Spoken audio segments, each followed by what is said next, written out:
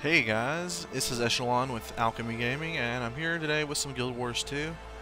So today we are going to look at the character creations. Just want to show you some of the features that it has. Look through the races, the classes, even the story bits, and just show you how relatively impressive it is for an MMO as far as character creation. So. I'm on the character selection screen right now. As you can see, I've got account medals. I have none of them. I have no idea how to open them, so don't ask me. Down here, I've got my characters previously created, so I'll show you those actually. They're pretty cool. This is Epitosi, the human mesmer, level 5. This is my highest level character. He's only level 7, but haven't had much time to play. He's a ranger. He's a Savari, which is my favorite race so far, the plant people. This is the Asura. He is a warrior. I only got to level 2 with him before having to do something else. They're pretty creepy, but they are gnomish. And then your standard human. Actually, this is a Norn. As you can see by his giganticness. Oh my gosh. Okay, but now let's go create something new. Alright, we got a blank spot. Hit create. Now this is your race selection. As you can see, it's pretty artsy, as with most of the menus in Guild Wars. You got your Char.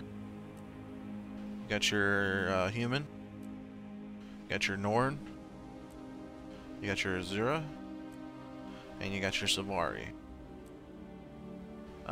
For the sake of giving you an idea that is more generic, I think we'll go with a Norn, just because they're more humanoid than the other ones. So let's go for it. Hit next, and now you get to pick your gender. We'll go with a female because they're hot. Now you have your classes. So you've got your Elementalist. Shows you some gear. You've got Warrior, Guardian, Engineer. So that looks pretty cool. Ranger, also pretty cool. Necromancer, Thief, and Mesmer. Oh, that's sick. Alright, let's make an engineer because she looks freaking badass, right? Okay, so, and also down here it'll show you the basic overview of each of the classes in text, and you can also skip to the end and it will just auto-create everything and you'll be able to just name your character and go for it. But it would be a waste. I would recommend definitely going through each step, as a lot of the story steps will actually decide how quests go and so forth, and how people react to you in game. Okay, now we're into the actual visual editing of the character. You got your body features, head options, face details, and armor dyes. And the armor dyes is basically just the color of your starting armor. And it also gives you an idea. Oh shit! It gives you an idea of what sort of colors you'll have available at the start of the game, because the more rare, there's about hundreds of dye colors you can use to customize your armor, but you have to collect them throughout the game, and these colors are the ones I believe that you start with by default that you can pick from, and you can change the colors of your armor on the fly to any of the colors you own. But let's go back to the body features. At first you can pick your you have a size range right here based on your race. So the Norns are the biggest, so you have the top tier that you can pick from. Obviously, being a Norn down here would be kind of weird because you're supposed to be big, but you do have some selection, so you can be a smaller Norn, makes you smaller, or the larger Norn, which makes you gigantic. I think we're going to pick a little bit smaller than average for this one. Next is your physique, and this is a basic body type. They're all pretty close to the same, but you've got like muscular, and bigger boobs, and then you've got petite, and then you've got some in the middle. And it sort of changes where bigness is. As you can see, the boobs got smaller, but the midsection didn't really change. See, that's that. I think we're gonna go with the smaller size boobs. Tattoos, because the Norns are into tattoos. This stuff will change, I think, based on your race as well. It's like a body feature, so it's going to be racial. And Norns are based on Vikings, and I think it's a combination of Viking lore and the Native American lore. You can sort of get that from the way they worship animals and stuff. But you can get your tattoos from the Viking side of it. For this, you want to hide armor for the sake of actually seeing the tattoos. Rotate her around. You can sort of see the travel style. The frick are they? Oh, they're on a face. They're on a face. I like that one. Let's go with that one. And then down here you've got your color. For an engineer, what color would that be? I think we're just gonna go with the dark. Looks cool. Some on the face as well there. Okay. Next is your head options. This is basically facial presets. It gets your skin color option. You want her darker skin or deathly pale. Jesus. Let's go with average. And then in here you got your facial structures. I like that one. Let's do this one. Damn it. Sorry, I'm having some issues with the mouse button right now. Okay. So once you pick that, you can pick your hair. And obviously the hair color is down here. I still haven't figured out what this box is for, because I can't think it's for like hair items, like if you have a headband. So we'll see. Yeah, the bandana changes colors. Okay. I haven't dealt much with the bandana clad people. I kinda like that one. Let's see what else we got. Let's get some dreadlocks. Got a indie girl haircut. Oh shit. Oh shit. I may go with that one, guys. Let's check out this one. Oh yes. That's the one. You can pick your hair color.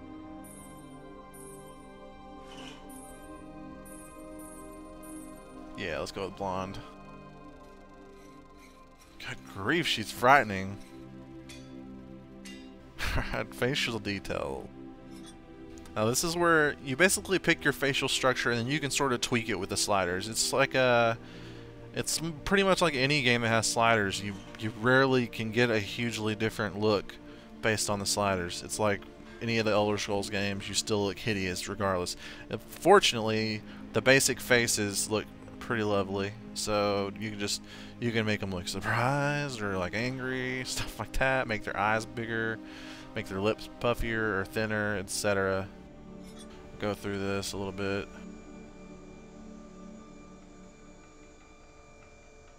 Her nose is gigantic. Just leave that in the middle.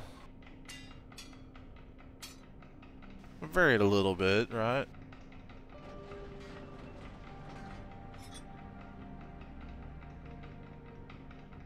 Give her the largest lips ever, that's good. Give her a nice pointy chin there. No, good grief, no. Not a fan of jaw-clad women.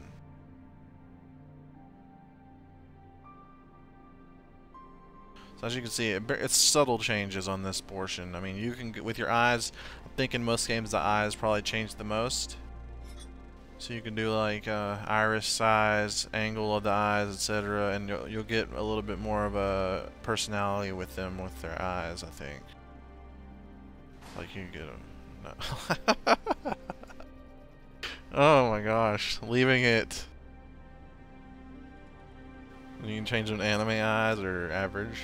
I'm leaving it right there. It looks good.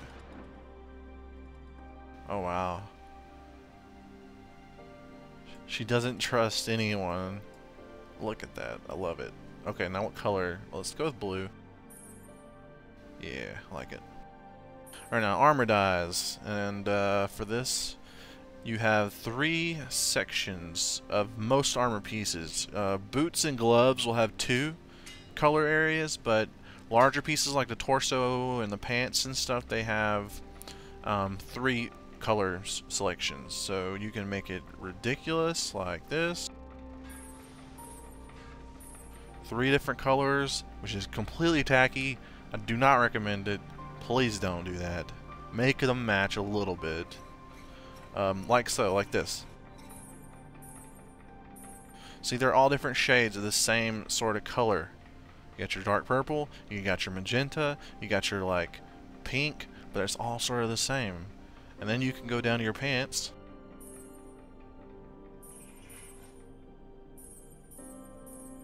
Do the same thing. And see, like I said, on the boots, you get 2 colors. There you go. I'm not saying I'm going to keep this. Not a huge fan of the pink. So we're an engineer. I'm going to go with browns. That sounds boring, but she did look pretty sweet with that brown color stuff earlier.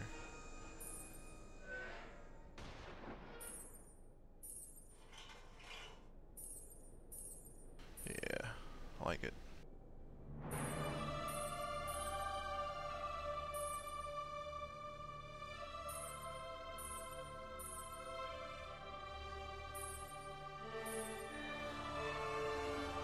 There you go.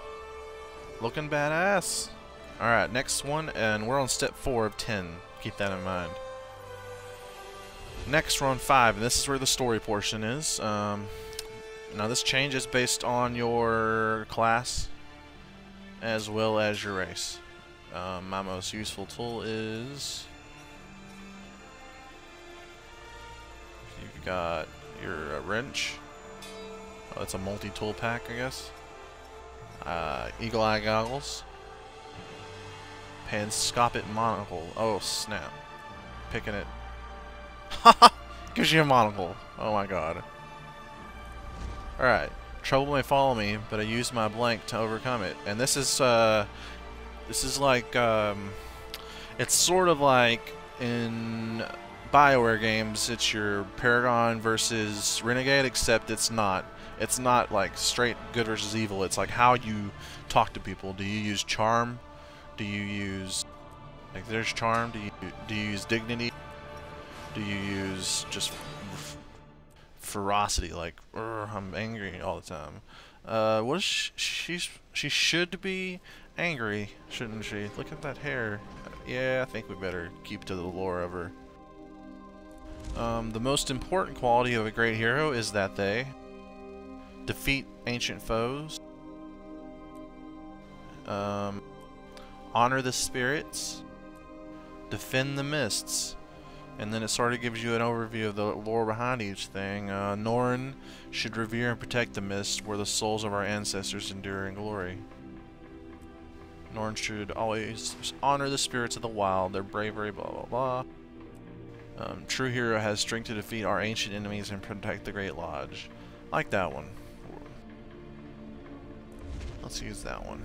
At a recent celebratory moot held in Holbrack, I blacked out, got in a fight, lost an heirloom. Obviously, I blacked out. When I was a kid, I had a vision. A spirit of the wild spoke to me and offered its guardianship. What that spirit was, you got your bear, got your snow leopard, got your wolf, and got your raven. And those are the basic gods of the Norn. I have done the raven, I believe. So I think for her, she's like a wolf. Yeah. And now, it's got a little note, some little RP going, and then you write your name. What are we gonna name her?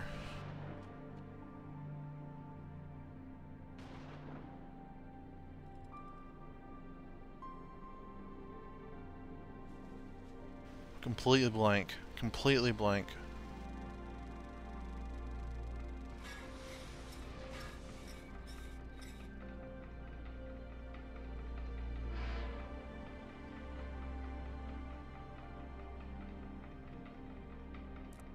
Who picked Poppins?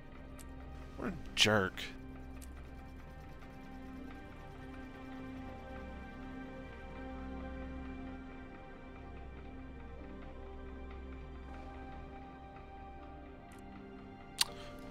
Friggin'.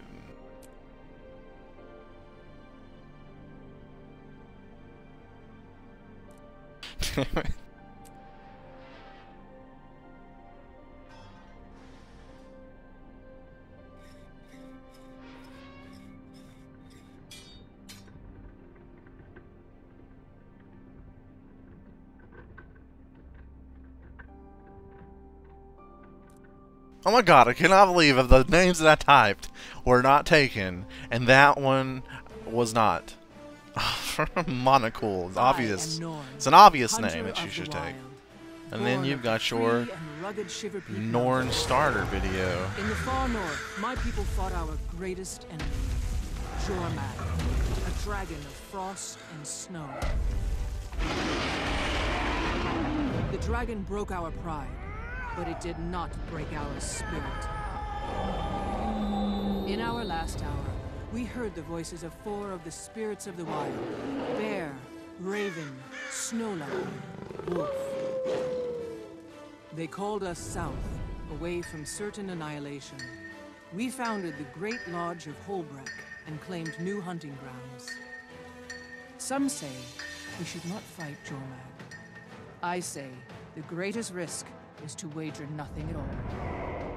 One day, a hero will lead us home, and we will break the dragon's icy grip. I was born in the fire of combat. My spirit has been forged and tempered. Hell yeah, Monocle. Like my ancestors before me, I seek glory. One day, I will take my place among the heroes of the North.